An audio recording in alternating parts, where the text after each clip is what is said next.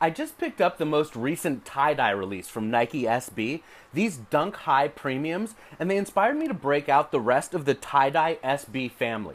So in front of me I've got the HUFs from 2004, and over here the tie-dye mids from 2008. But I want to start here on these black and whites that just came out. They retailed for $110, which is $2 more than the last pair of Dunk High Premium SBs that I bought. It was the Hacky Sacks. But anyway, in addition to these 3 pairs of tie-dye SBs, there's also a pair of 2013 tie-dye Roshis. But other than those 4 pairs of shoes, Nike really has not dipped into the tie-dye well, which is surprising because the pattern and the bright colorways would be very, very popular all over all sorts of sneakers, from Dunks to Air Forces to even Jordans and Air Maxes, of course. That being said, let's get started here. Come on in and have a look at this black and white tie-dye Dunk. It's sort of surprising that Nike chose black and white because they don't go to tie-dye very often, and when you think of tie-dye, you typically think of bright, vibrant rainbow colors. When you look closely at the tongue of the shoe, you'll notice that it says Nike SB in that iconic tie-dye color and pattern.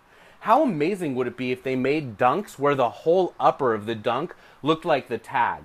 Dunk highs, mids, lows, it really wouldn't matter. They would sell out for sure. Anyway, from this pair that just came out, let's work our way over to the middle pair, the HUFs.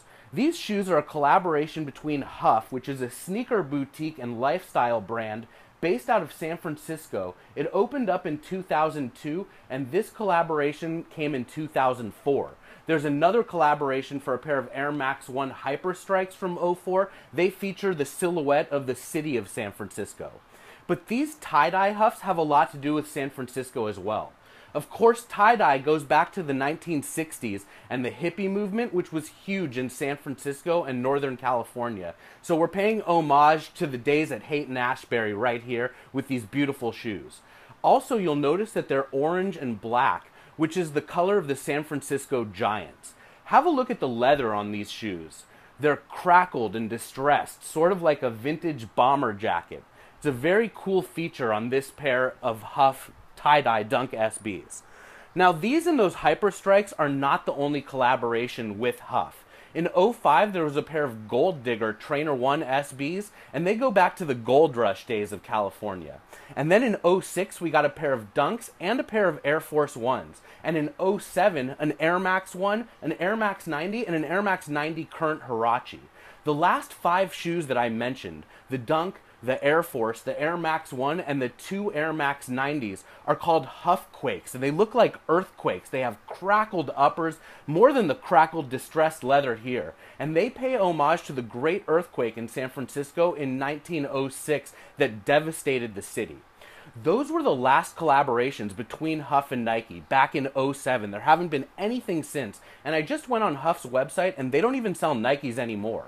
So don't count on another HUF collaboration, even though it would be amazing if they took these highs and made them into lows. Just like what they did with the Tiffany's, where they took the low and made it into a high, the Diamond Supply Company Dunk that released earlier in February of this year. Lately, all the sneaker boutiques have been having their day, whether it's Brooklyn Projects or Undefeated or Supreme, but HUF has been left out. But like I said, no collaborations since '07. Who knows if there will ever be one. These HUF Dunks were an amazing exhibit in the ShoeZeum celebrating the What the Dunk. I'm going to break out the right shoe from the What the Dunk. When you look at the upper next to the swoosh, you'll see the tie-dye pattern from the HUFs. I know I promised you that I'm going to break down these What the Dunks into all of the different parts, and I will do that very soon. But for now, I've got to tease you with the one shoe and match it up with the HUFs. From there, let's have a look right over here at these tie-dyes. Come on over, the tie-dye mids. These things came out in '08. The first Dunk Mid SBs came out in '06, and they really weren't popular, probably because of this strap that typically was on an Air Force 1 High or a Vandal. When you think of Dunks, you don't think of the strap, but they put it on the mid.